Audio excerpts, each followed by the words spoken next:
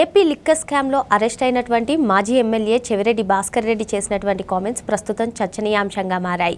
మరి తన కుమారుడు తన దగ్గరకు వస్తుంటే ఎస్కార్ట్ అధికారులు ఆపడం, లేదు ఆపకండి త్వరలోనే నాకు బెయిల్ వస్తుందంటూ చెవిరెడ్డి వ్యాఖ్యలు చేయడం, మరి ఈ వ్యాఖ్యలను ఏ విధంగా చూడాలి తెలుసుకునే ప్రయత్నం చేద్దాం. దీన్ని విశ్లేషించడానికి మనతో పాటుగా ఉన్నారు ప్రముఖ ఆర్థిక, రాజకీయ, సామాజిక విశ్లేషకులు అడిసిమెల్లి శ్రీనివాస్ గారు. నమస్తే సార్. నమస్కారం అండి. ఏపీ లిక్కర్ స్కామ్లో అరెస్ట్ అయి ఉన్నటువంటి చెవిరెడ్డి భాస్కర్ రెడ్డిని నిన్న ఆయనకి ఈ డెంటల్ గురించి హాస్పిటల్కి తీసుకెళ్లారు సార్. అక్కడికి ఆయన కుమారుడు చెవిరెడ్డి మోహిత్ రెడ్డి వస్తే అక్కడ అధికారులు ఇబ్బంది అవుతుంది, ఆప్ చేయండి, వద్దు రానివ్వము అంటే లేదు నాకు త్వరలోనే బెయిల్ వస్తుంది. ఈ కామెంట్స్ని ఏ విధంగా చూడాలంటారు? ఇప్పుడు అంటే మీకు పోలీసులు వ్యవహార శైలి ప్రవర్తన అంటే ఇలాంటి హై ప్రొఫైల్ కేసులు హ్యాండిల్ చేసినప్పుడు వీళ్ళ విధానాలు ఎలా ఉన్నాయో మనం గమనించాలి. యాక్చువల్గా ప్రభుత్వం ఉద్దేశం కానీ సిట్ దర్యాప్తు బృందం ఐఆర్ అఫీషియల్స్ ఉద్దేశాలకు కానీ భిన్నంగా వీళ్ళు వ్యవహరిస్తున్నారు అనేటువంటిది మనకు స్పష్టంగా కనిపిస్తూ ఉంది. కొన్ని వ్యవస్థలు కూడా అలాగే వ్యాఖ్యానాలు చేస్తున్నారు, అలాంటి రిజల్ట్ వస్తూ ఉంది. ఇక్కడ మీరు ఒకటి గుర్తుందో లేదో, చంద్రబాబు నాయుడు గారు అరెస్ట్ అయినప్పుడు సెప్టెంబర్ 10, 2023 లోకేష్ గారు పాదయాత్రలో ఉన్నాడు. వాళ్ళ ఫాదరు చంద్రబాబు నాయుడు. ఇప్పుడు చంద్రబాబు నాయుడు గారు 3 సార్లు ముఖ్యమంత్రి, 3 సార్లు ప్రతిపక్ష నేత, రాష్ట్రంలో ఈ దేశంలోనే ప్రముఖత నేత. అలాగ ఒక రకంగా ఆయన ఒక సెలబ్రిటీ, ఒక లెజెండ్. అలా కాకుండా ఒక కుటుంబ సభ్యుడిగా, కన్న కొడుకుగా వాళ్ళ తండ్రి గారిని అక్రమంగా అరెస్ట్ చేస్తున్నప్పుడు నైతిక మద్దతుగా నిలబడే ఇది బాధ్యత కొడుకుగా ఉంటుంది. ఆయనకి పక్కన నిలబడాల్సిన అవసరం ఉంటుంది కొడుకుగా. ఆయన సీనియర్ సిటిజన్, 70 ఏళ్ల వృద్ధుడైన తన కొడుకుగా వెళ్ళాల్సిన అవసరం ఉంది. వెళ్ళలేకుండా ఆపారు ఆయన్ని. ఆయన రాజ్యాంగం, అంబేద్కర్ గారు రాసిన రాజ్యాంగం, కాన్స్టిట్యూషన్ బుక్ చూపించి ఇది మీ రాజ్యాంగం ప్రకారం మా హక్కు అని అడిగి వాళ్ళతోటి ఒక సిఐ, ఎస్ఐ స్థాయి అధికారులతోటి ఆర్గ్యుమెంట్ చేయాల్సిన అవసరం ఉంది. వాళ్ళు ఆపగలిగారు అతన్ని. మరి ఇక్కడ ఆల్రెడీ ఎక్యూజ్డ్, ఆ వచ్చినవాడు కూడా ఎక్యూజ్డ్, చెవిరెడ్డి భాస్కర్ రెడ్డి కొడుకు కూడా ఎక్యూజ్డ్. అసలు వాళ్ళు మామూలుగానే ఎవరిని కలవనివ్వకూడదు. అటువంటి ఇద్దరు ఎక్యూజ్డ్ని ఎలా కలవనిస్తారు? పైగా అతను తీర్పు ఏం రాబోతుంది ఎలా చెప్తాడు, బెయిల్ వస్తుందని ఎలా చెప్తాడు? అతను బెయిల్ వచ్చే అవకాశం ఉందని ఆశపడటం వేరు, నాకు బెయిల్ వస్తుంది మీరేం పట్టించుకోకుండా వదిలేయండి అని ఎలా చెప్తాడు? ఇవన్నీ చూస్తుంటే ఏమనిపిస్తుందంటే చట్టం మీద, న్యాయం మీద నమ్మకం, గౌరవం పోతున్నాయండి. ఈ వ్యవస్థల మీద నమ్మకం పోయే పరిస్థితి రానివ్వకూడదు దయచేసి వాళ్ళు ఎవరు. ఇప్పుడు ఒకసారి వాళ్ళకి నేరస్తులకి వెసులుబాటు దొరకవచ్చు చట్టంలో ఉన్న లొసుకుల వల్ల. అయినా సరే చట్టం వాళ్ళని వదిలిపెట్టతో కఠినంగా ఉంటాయి చట్టాలు. ఒక్కొక్కసారి వాళ్ళ తరపున సీనియర్ కౌన్సిల్స్ వాదించడం, ఆర్గ్యుమెంట్లో బలం ఉండటం వల్ల వెసులుబాటు లభించవచ్చేమో, కానీ చట్ట ప్రకారం అందరూ ఒకటే అనేటువంటి మెసేజ్ బయటికి పోవాలి. ఆ విషయంలో ఆంధ్రప్రదేశ్ పోలీసులు చాలా వరకు ఇలాంటి జగన్మోహన్ రెడ్డికి సంబంధించిన కేసుల విషయంలో ఫెయిల్ అవుతున్నారు.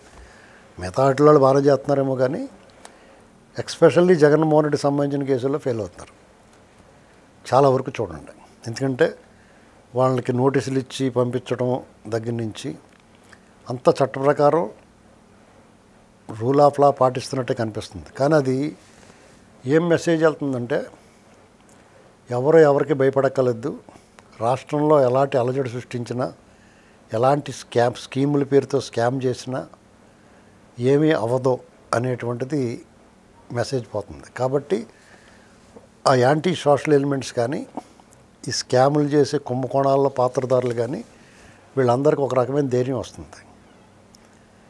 వాళ్ళలో చట్టం పట్ల భయం, భక్తి అన్నీ ఉండాలి. తప్పు చేస్తే దొరికిపోతాం మనం అనేటువంటి భావన కలిగించాలి. ఎందుకంటే బాగానే అరెస్ట్ చేస్తున్నారు, దర్యాప్తు బ్రహ్మాండం సాగింది, చాలామంది అరెస్ట్ అయ్యారు, నెలల తరబడి రిమాండ్లో ఉంచగలుగుతున్నారు. అయినా సరే వాళ్ళలో అదురు బెదురు లేదంటే దాని అర్థం ఏంటంటే ఎన్నాళ్ళు ఆపుతారు, బాగా ఆపితే అన్న లెక్కలోకి వచ్చేసారు వాళ్ళు. మరి డిపార్ట్మెంట్కి, లా అండ్ ఆర్డర్ కాపాడవలసిన డిపార్ట్మెంట్కి కానీ వాళ్ళ పట్ల చాలా గౌరవం ఉంటుంది మనలాంటి వాళ్ళకి. అందులోనే చంద్రబాబు నాయుడు గారు గవర్నమెంట్లో చాలా పర్ఫెక్ట్గా పనిచేస్తారు అనుకుంటాం. ఆయన కులం కానీ మతం కానీ ఏమి చూడకుండా వ్యవహరిస్తారు.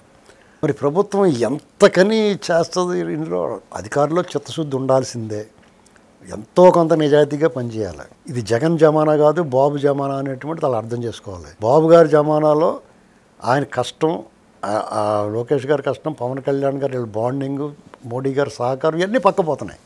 ఇలాంటి విషయాలు ఇద్దరు కొట్టుకుని చేస్తే ఆ ఇష్యూ హైలైట్ అవుతుంది. అంతే కదండి. చంద్రకి ఏమి ఇచ్చారు? తోట చంద్రకి ఉద్యోగం ఇస్తా ఉంటే కూడా ఇవ్వకుండా అడ్డం పడ్డారు వాళ్ళు. దాన్ని హైలైట్ చేయపోయారు. మరి ఇక్కడ చెవిరెడ్డి భాస్కర్ రెడ్డి విషయంలో మరి ఏం చర్యలు తీసుకుంటారు? అధికారుల మీద కానీ చెవిరెడ్డి భాస్కర్ రెడ్డి మీద కానీ కంటెంప్ట్ ఆఫ్ కోర్టు కదా అది. ఇది ప్రముఖంగా రాదు. చెవిరెడ్డి భాస్కర్ రెడ్డి అనేటువంటి వాళ్ళు గోముఖ వ్యాఘ్రాలండి. చూడటానికి పైకి మాలలు వేసుకుని భక్తుల కింద నటిస్తూ ఉంటారు. కరుణాకర్ రెడ్డి కానీ, చెవిరెడ్డి భాస్కర్ రెడ్డి కానీ, సుబ్బారెడ్డి కానీ తిరుమల తిరుపతి దేవస్థానాన్ని మ్యాక్సిమం ప్రతిష్ట తగ్గించడానికి, దోపిడీ చేయడానికి ఒక్కొక్కరు ఒక్కొక్క లైన్లో ప్రయత్నం చేశారు. చైర్మన్లుగా ఉండి, చెవిరెడ్డి భాస్కర్ రెడ్డి చైర్మన్గా లేకపోయినా కానీ కాంట్రాక్టర్ రూపంలోనూ తిరుమల తిరుపతి దేవస్థానం వీళ్ళతో పాటు వాటాలు ఉన్నాయి అతనికి. ఆ పరకామణిలో దొంగతనం చేసిన వాడితో వీళ్ళకి సంబంధాలు ఉన్నాయి. ఇవన్నిటిని ఎస్టాబ్లిష్ చేసి వీళ్ళ మీద ఎప్పుడు కేసులు పెడతారో సమయం చూస్తేనేమో పరిగెడుతుంది. ఆల్రెడీ 16 మాసాలు అయిపోయింది. ఏంటండి, జూన్, ఇది ఆల్రెడీ నవంబర్ వచ్చేసింది, అక్టోబర్ ఎండింగ్ వచ్చాం. ఏంటండి, ఇది ఒక 4 నెలలు అయిపోయింది, 16 నెలలు దాటిపోయింది. ఇది ఇలాంటి పరిస్థితుల్లో మరి ప్రభుత్వానికి ఇది రాంగ్ బెల్స్ మోగుతున్నాయి. ఇంకో సంవత్సరం గడిచిన తర్వాత వాళ్ళు ఇంకా ఈ క్షుద్రశక్తులన్నిటికి ఇప్పుడు ఆదివారం అమావాస్య నాడు తోకచుక్క పడినప్పుడు ఆ క్షుద్రశక్తికి బలం పెరిగిపోద్ది అన్నట్టు వాళ్ళకి బలం పెరుగుతూ ఉంటుంది. వాళ్ళ పేరోళ్ళు ఉన్నవాళ్ళు, ఇప్పుడు వామపక్ష భావజాలం ఉన్న వాళ్ళని కూడా ఈ జగన్ బ్యాచ్తో పాటు మాట్లాడుతున్నారు. వాళ్ళు సాధారణంగా వాళ్ళు ఈ ప్రభుత్వానికి వ్యతిరేకంగా పేద ప్రజలను పోరాడాలి. వాళ్ళు కూడా అవగాహన లేకుండా కొన్ని విషయాల్లో జగన్మోహన్ రెడ్డి మాట్లాడుతున్నారు. వాళ్ళు వైజాగ్ స్టీల్ ప్లాంట్ విషయాల్లోనూ నిజంగా అక్కడ ఈ గ్రేట్ అచీవ్మెంట్ ఈ ప్రభుత్వం ఉంది. అక్కడ ప్రైవేటైజేషన్ చేయకుండా ఆగింది. అయినా సరే దాని మీద ఈ మెడికల్ కాలేజీల విషయం మీద ఏ విషయం తీసుకున్నా ప్రభుత్వాన్ని నెగిటివ్గా ప్రచారం చేస్తున్నారు. ఇప్పుడు మనం ఏమనుకుంటామంటే సాధారణంగా మన నిజాయితీగా ఉన్నాం, మనం ఏం తప్పు చేయట్లేదు, మన రాష్ట్రానికి మేలు చేస్తున్నాం, జగన్మోహన్ రెడ్డిలో అరాచకం చేయట్లేదు, అన్నీ నిజమే. పెట్టుబడులు తీసుకొస్తున్నారు, సంక్షేమం బ్రహ్మాండంగా అమలు చేస్తున్నారు. కానీ వాళ్ళు పోర్ట్రేట్ చేసేది ఏంటి? కులాల మధ్య చిచ్చుకు ప్రయత్నం చేస్తున్నారు, పదే చేస్తూ ఉన్నారు. ఎన్నాళ్ళు చేయనిస్తారు? అలాగా ఎక్కడో చోట కట్ చేయాలి కదా. ఇప్పుడు ఇవాళ వరకు వాళ్ళు ఫేక్ ప్రచారాలు చేశారు, ప్రజలు అర్థం చేసుకున్నారు వాళ్ళు చెప్పిందంత అబద్ధమని. ఏదో రోజు నిజంగా జరిగిన దాని మీద వాళ్ళు దాన్ని ప్లేరప్ చేస్తారు. ఎక్కడో చోట పొరపాటు జరుగుతుంది ప్రభుత్వం అన్న తర్వాత. ఎందుకంటే ఈ అధికారులు కూడా అలాంటి వాళ్ళు ఉన్నారు. మీకు ప్రభుత్వంలో కొంతమంది అధికారులు అలాంటి వాళ్ళు ఉన్నారు. వాళ్ళు చేసిన పొరపాటు ప్రభుత్వం బలి అవ్వాల్సిన పరిస్థితి వస్తుంది. ఇప్పుడు అక్కడ ఈ హత్య ఘటన జరిగిన వెంటనే ఆ పోలీస్ అధికారి కఠినమైన చర్యలు తీసుకుని ఇమీడియట్గా అరెస్ట్ చేసి అతను సాల్వ్ చేయాల్సిన ప్రాబ్లం ఇది. దానివల్ల ఇప్పుడు ఏమైంది? పొలాల మధ్య కుంపటిగా మారింది, ప్రభుత్వానికి బొక్కబడింది. ఏంటండి అలా ఎంతమందికి వస్తే ఇప్పుడు ఎవడైతే నిందితుడు ఉన్నాడో వాళ్ళ భార్య కూడా ఒంటరి అయిపోయింది కదా, అటు జైల్లో పోతే. ఆ అమ్మాయి కూడా కుల ఫీలింగ్ అన్నారు. ఆ అమ్మాయి యాదవ్ కుటుంబం. అతను నిందితుడు ఎవరైతే, అక్యూజ్డ్ ఎవరైతే ఉన్నాడో అతను కులాంతర వివాహం చేసుకున్నాడు. కులాలు కుంపడే ఉంది ఇక్కడ, కుల ద్వేషాలు ఏమున్నాయి ఇక్కడ? వాళ్ళందరూ ఫ్రెండ్సే. పైగా అతను కూడా కులాంతర వివాహం చేసుకున్నాడు. ఇప్పుడు మన అమ్మాయికి ఏమిస్తారు? ఇప్పుడు సాధారణంగా తల్లిదండ్రులు ఉంటారండి, 2 పిల్లలు ఉంటారు. ఆ తల్లి మొగుడిని చంపేసింది అనుకోండి ఎవరో ఒకరి చేత, అమ్మాయి జైలు పోద్ది, మొగుడు చచ్చిపోతాడు, పిల్లనాథలు అయిపోతారు, అయ్యో అంటాం మనం. ఇప్పుడు అలాగే అతను జైల్లో పోయాడు, ఈ అమ్మాయి ఒంటరి అయిపోయింది. ఈ అమ్మాయికి ఎవరు దిక్కు? వాళ్ళకంటే మీరు భూములు ఇచ్చారు, ఆస్తులు ఇచ్చారు, వాళ్ళ తమ్ముళ్ళకి వాళ్ళకి అందరికీ ఇచ్చారు. మరి వీళ్ళ పరిస్థితి ఏంటి? ఇలాంటి ఈ చెవిరెడ్డి భాస్కర్ రెడ్డి, కరుణాకర్ రెడ్డి ఇలాంటి వాళ్ళు అందరూ ఏం చేసేవారు? ఇలాంటి మొగ్గలోని తుంచేస్తారు. ఎవరిని నోరు ఎత్తనివ్వకుండా నోరు మూయించేస్తారు వాళ్ళు. ఏంటండి వీళ్ళు తప్పు చేయకుండా వాళ్ళు తప్పు చేసి నోరు మూయించేశారు. వీళ్ళు తప్పు చేయకుండా కూడా మాట పడుతున్నారు ఈ ప్రభుత్వం. పైగా అధికారులు దీన్ని లోకుగా తీసుకుని వాళ్ళు ఇష్టం ఉండి వ్యవహరిస్తున్నారు.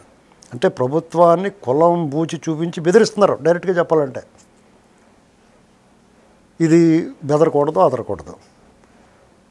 ఈ విషయంలో మనం ఇచ్చే సూచనలు సలహాలు ఖచ్చితంగా వాళ్ళు వినాలి, ఆచరించిన ఇలా అనుకుంటున్నారు, ప్రజల్లో మైనస్ అవుతుంది, కొన్ని వర్గాలు దూరం అవుతున్నాయి. డెఫినెట్గా ఒక సామాజిక వర్గం మెల్లమెల్లగా జరుగుతుంది దూరంగా. ఇలాంటి ఇన్సిడెంట్లు ఇప్పుడు ఆ అధికారిని విషయం, తర్వాత ఇవన్నీ చెవిరెడ్డి భాస్కర్ రెడ్డి ఈ జగన్ గ్యాంగ్ నీళ్ళు పట్టించుకోకపోవడం, కొంతమందికి డైరెక్ట్గా అన్యాయం జరగడం, ఇలాంటివి కొన్ని తుమ్మ పట్ల ప్రజల్లో, సాధారణ ప్రజల్లో కూడా ఏంటి ఎందుకు వదిలేస్తున్నారన్న బాధ ఉంది. జగన్మోహన్ రెడ్డి మీద ఉన్న తీవ్ర ఆగ్రహంతో వీళ్ళని గెలిపించారు. అది ప్రధాన పాత్ర. 50% అదే, మిగతా 50% వీళ్ళు అచీవ్మెంట్ ఏంటండి. మరి ప్రధానంగా వీళ్ళు ఇచ్చిన హామీలన్నీ నెరవేరుస్తున్నారు. అదంతా కూడా 50%. మిగతా 50% వాళ్ళని సంతృప్తిపరచాలి కదా. కాబట్టి వాళ్ళ మీద కఠినమైన చర్యలు మామూలుగా ఉండకూడదు. ఆ విషయంలో ప్రభుత్వం కొంచెం వెనక ముందు ఆడుతుంది. కులం చూసో, మతం చూసో, ప్రాంతం చూసో, రకరకాల కారణాలతోటి ప్రభుత్వం అలా ఆలోచించాల్సిన అవసరం లేదు. తప్పు చేసిన వాడిని గట్టిగా శిక్షించాలి. ఇప్పుడు అతను కందుకూరు మర్డర్ కేసులో మరి కైకిలూరితో అలాగే జరిగింది. మరి కైకిలూరిని ఏమంటారు? మరి అక్కడ ఎవరైతే బాధితులు ఉన్నారో వాళ్ళకి ఇచ్చారా ఎంతంతా? కైకిలూరు బాధితులకి ఏమైనా ఇచ్చారా? ఇలాంటివన్నీ వస్తాయండి, అడుగుతారు అందరూ, రేపు నుంచి అడుగుతారు అంతా.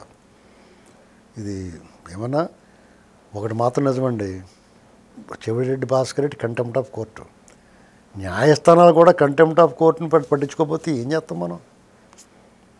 పట్టించుకోవాలి కదా అతన్ని. నువ్వు ఎలా మాట్లాడతావో ఇలాంటివన్నీ చెప్పి అడగాలి కదా. అలా అడగినంతకాలం కొంచెం ఇబ్బంది ఉంటుంది.